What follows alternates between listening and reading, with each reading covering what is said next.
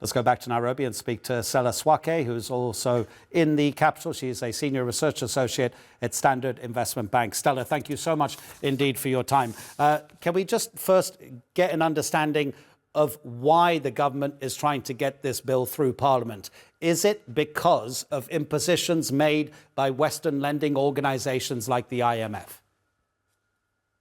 The IMF is heavy on fiscal consolidation for Kenya, and fiscal consolidation involves ramping up of revenues and cutting expenditure. But in this case, Kenya has decided or chosen the way of ramping up revenues, and in this case, by increasing taxes on products and items that the Kenyans use. So it is a push for fiscal consolidation. And in our case, Kenya has heavily relied on revenue revamps as opposed to cutting of expenditure. So who is going to feel the effects of this the most? Will it be the working class, the people that President William Ruto said when he was campaigning to become president, I'm the person who's going to take care of you?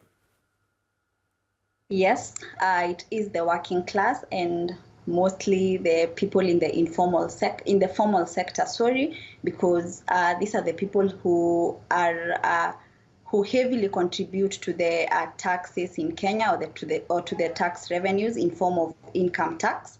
The second type of tax that contributes the most to the tax revenues is VAT. And looking through or zooming into the Finance Bill 2024, we can see a lot of VAT adjustments. Some have been scrapped, but some are still there. So yes, the working class will be the ones who will be filling this gap. Do you think the president and the government had any other choice? Are there other ways to address how to repay loans to these lending institutions? For example, maybe taxing the richest members of Kenyan society? One of the avenues or alternative that I think the government had was to reduce expenditure on non-essentials and the areas that we should really cut on expenditure as opposed to raising revenues.